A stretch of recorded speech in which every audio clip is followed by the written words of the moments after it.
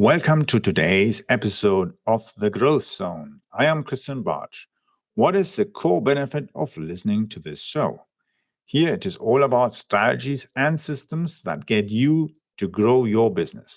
As an entrepreneur or business leader, you need to be ahead of trends. Gain insights that really thrust your business to the next level. Each episode focuses on different aspects of designing, building, and leading companies. Without marketing, sales, innovation, or funding, you will lack the fire for growth. Without management strategies and systems, you are speeding towards failure. For those who listen to the entire episode, I have a special surprise gift. I'm also working on some great guests that are industry leaders in management, innovation, and marketing. Let's get started on today's episode.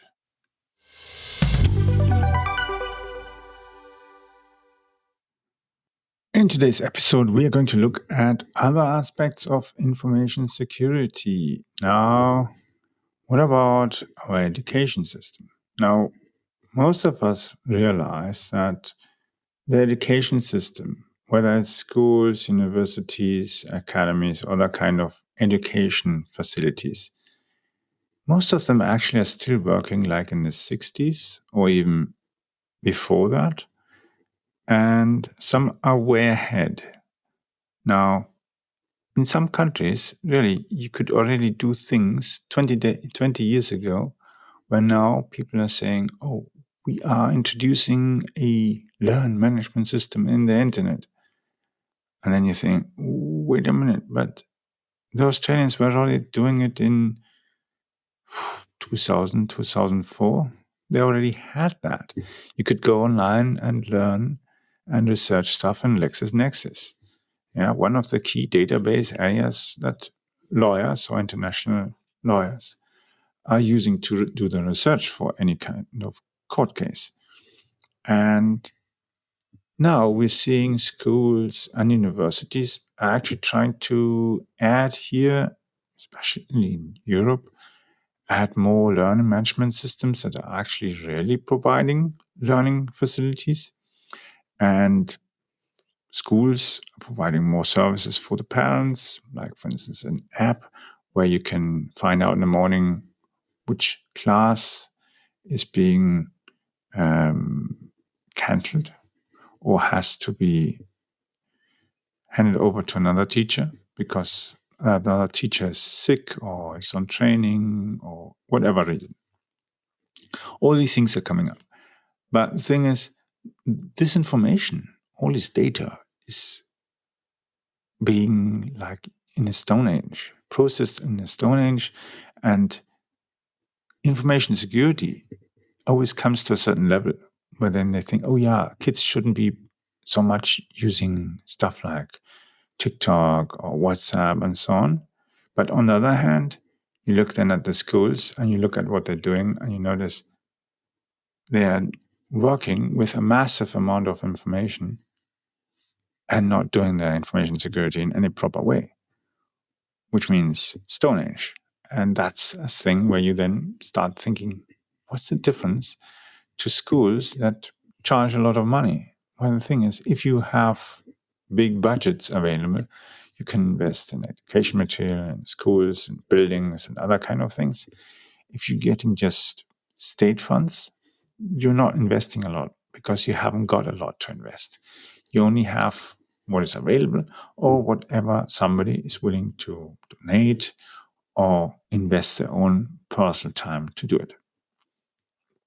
And that brings us to the key issues of what, let's say, private education companies, whether you're providing education for unemployed people, whether you are training students as an academy, or whether you've got your private university or any kind of business in that way, information security is an important aspect of your business because you are de facto a business.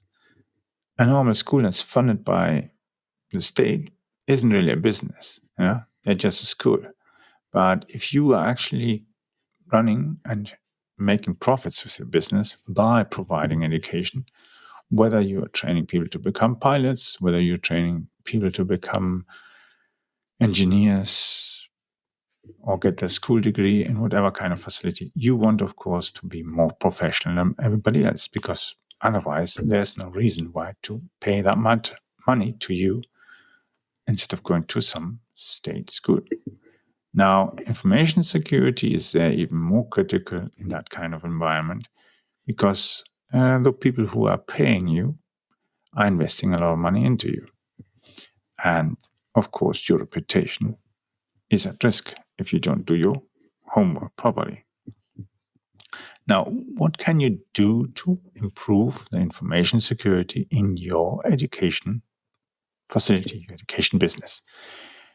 Now, you can, of course, invest in your firewalls and maybe do some trainings where you teach people how to check out if an email is a spam or maybe has some ransomware on it or whatever. Those are good things to do, and you definitely should continue doing that kind of investment. Nevertheless, on the other hand, investing into,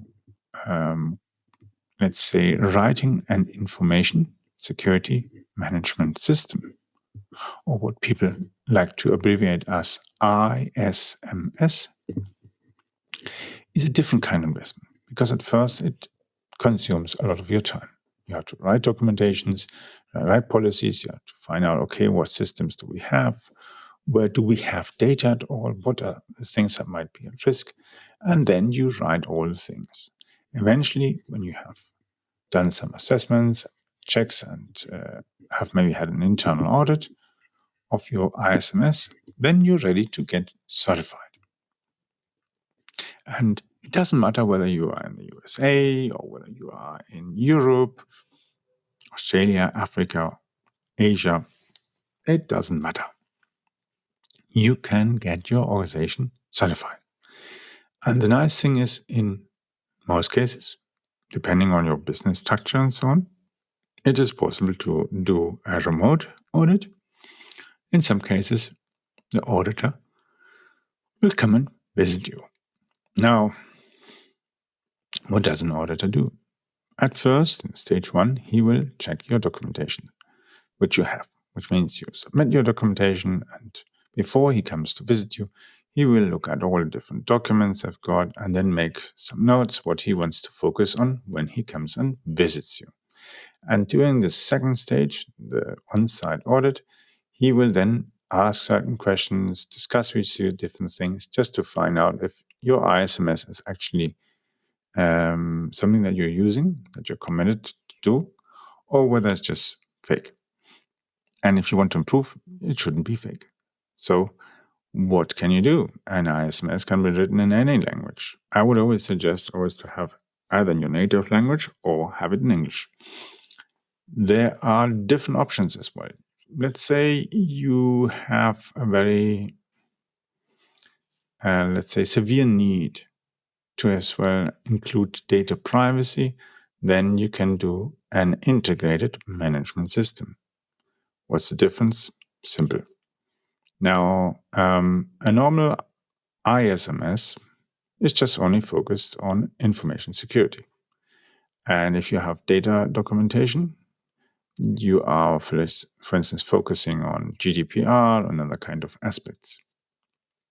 By combining them, you have one integrated system which includes references to both standards. On the one hand to GDPR, and on the other hand to ISO 27001. Some documents are only relevant for ISO certification, and some documents are relevant for data privacy, and some are for both. It depends very much on what's relevant for you, because you have to consider what is really important. And if you're not sure what is really sensible, then go and ask someone who knows. Why? Because each time, each business has a different sensibility and goals as well. And that's why when I have conversations with people, I always ask them, what do you want to achieve by receiving or getting that certification? What's your objective? Why are you doing it? And there I can then actually see whether you're actually doing it for the right purpose. Because otherwise you make a huge effort and afterwards you're unhappy and you say, it didn't bring anything. There was no advantage. well, you were expecting something different than what it can deliver. Or you didn't do something in order to make the best out of it and create new benefits for yourself. So that competitive advantage that you can create as an education business with ISO 27001 can be quite considerable because, let's face it, most government-sponsored institutions, whether it's universities, schools, academies, colleges, or any kind of education system like that, body, will not have this kind of certification. They won't have ISO 9001, they won't have ISO 27001. Some might have, but you can be sure most of them do not. They simply have nobody to take care of it. That's just for the first starting thing. And it doesn't mean when ISO 27001 is certified in your organization that you are constantly busy with it every day. No. You just do your business, and on scheduled times you go and reflect upon all these things, have a discussion with your management, have a discussion with your different team or department people, and see, are we still on target? Is there something we need to improve? Maybe something we need to adapt that generally matches our reality of educating, providing education services? Then you have to adapt them. And that's good, because if it were rigid, it wouldn't provide any help and everybody would be frustrated. And creating tons and thousands of documents, that's not going to create a real ISMS. Sometimes there are companies out there providing consultancies and they're burning resources like crazy. And for what? Just to create more documents to audit. And then the auditor looks at this and thinks, why did they write that? It makes no point. It's like writing down every little nit and cranny, any little bit of dust, writing it on a list. What's the point? There's no value in it. There's no benefit for ISO 27001, for any sponsor, for any stakeholder. That's not the way. It should be focused on what is really important, what is relevant for the standard and relevant for your business, not relevant for creating huge consulting fees. That's not the way to go at it, because that's not the way to really create any kind of value. And it doesn't matter if you're in an education business, whether you're a doctor, in research institute, anything. Every time your ISMS should be relevant to your business. Yeah, don't create stuff that has no kind of value to you or anybody else, because otherwise it's not going to improve your information security in any way. So use that and consider what you really want. And if you have more ideas and more thoughts, then I suggest listen to the next few episodes. I'll be reflecting on other aspects on how to improve as well the operational aspect of your business, because it's not about just selling or doing marketing or hiring people and that. It's about really being able to do certain key aspects that are of strategic importance that help you grow the business. And if you're only focused on selling or doing marketing or doing customer service, you will not achieve your utmost biggest goal. So, hope you found this interesting, and go and subscribe to this channel.